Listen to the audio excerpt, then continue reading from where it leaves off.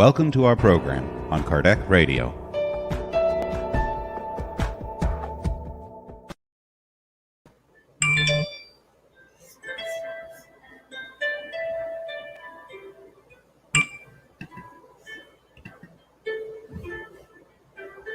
Welcome, friends. Welcome to Kardec Radio, the 6 p.m. daily prayer. My name is Teresa Castro, and I will be hosting this evening's prayer. Before we have our prayer, we will be reading a message from the book Money by Emmanuel through Chico Xavier. And this message is on page 105.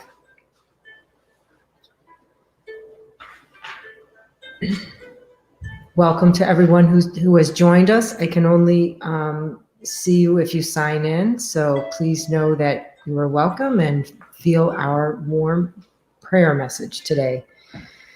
The message from the book Money by Emmanuel through Chico Xavier.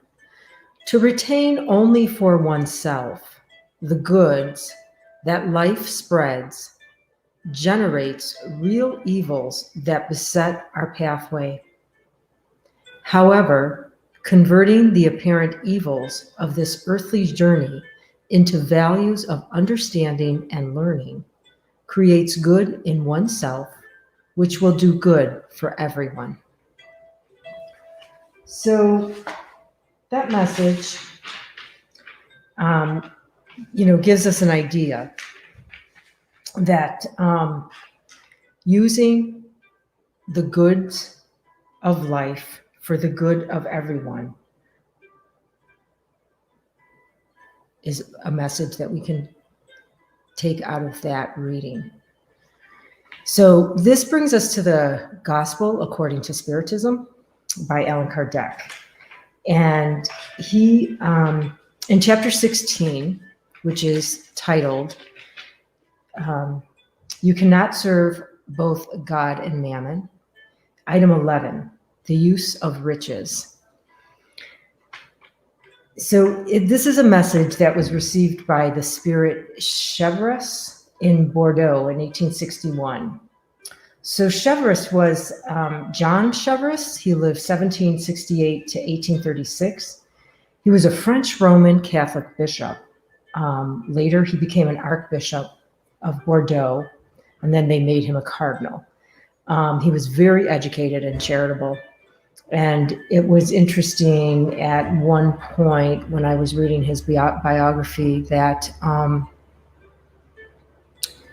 first of all, he was in France, but he had to flee for his life because during the French Revolution, they wanted him to take an oath that would allow the government to have authority over the church, and he refused. So he had to leave, he had to flee. And when he got to London,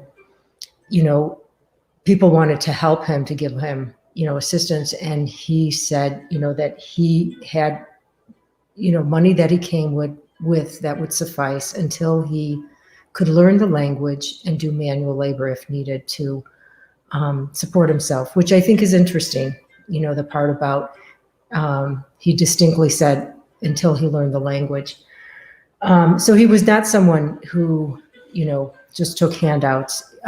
Also, he was very charitable. They make mention of that he was noted for always passing out alms. And at one time, he was walking down the street, and he gave someone a franc, I guess, in French money. And the man that was with him said, "Oh, do you know that guy's a Jew?" I guess this was during Jews were oppressed in France at this time. And he said, "Oh, thank you." And he turned around and he gave the guy 5 more francs. So he was a very charitable man. Anyway, so he goes on to say, when we're dominated by the love of gold, he said, this is, so we can fulfill our passions. So we think we can, have enough money to eat, drink, and be merry, right? Any of those passions along those lines. And also, so we can set ourselves above others, which we can see that love for money and that kind of power triggers competitiveness and separation from others, okay, which is out of alignment, moving away from fraternity, and we not recognizing humanity as a collective. Okay, so he reminds us that because the item that he's talking about is the use of riches. I think I said that, but just to make sure. So he says that he reminds us that God will ask, "What did you do with the wealth I entrusted in you?" And so the question is, did we use it only for personal satisfaction or for good deeds? And he answers this, Chevreuse answers this in the gospel in 1861 in Bordeaux. He sends the message. He says that the secret for good use of riches is in the maxim, love one another.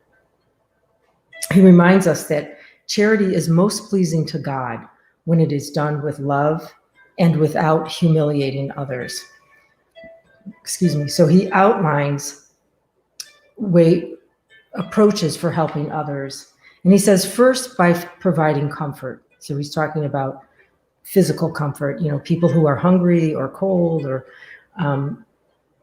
and then he says, if people have their physical needs met, we can offer help by offering understanding, being a good listener, being a good friend. He then says to empower others to help themselves.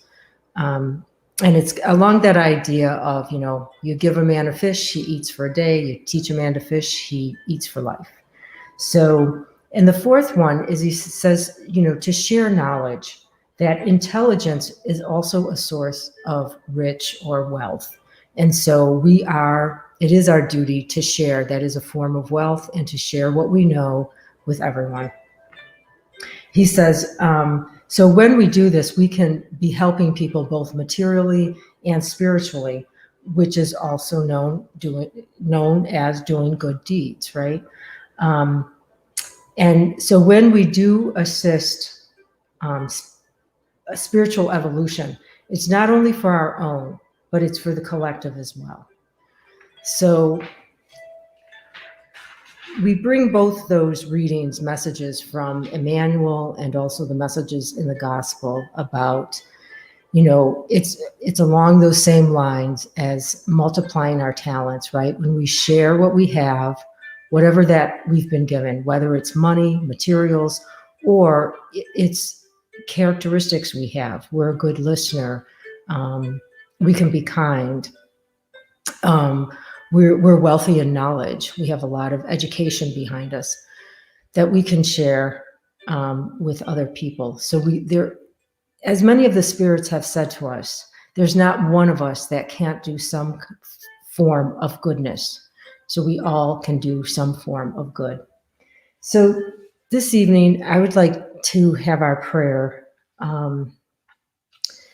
be the prayer of Mother Teresa. And this is Teresa of Calcutta. And so let us ground ourselves, connect with Mother Earth, inhabit our bodies, elevate our thoughts, our frequencies, prepare ourselves for being in the presence of God. We are always in the presence of God.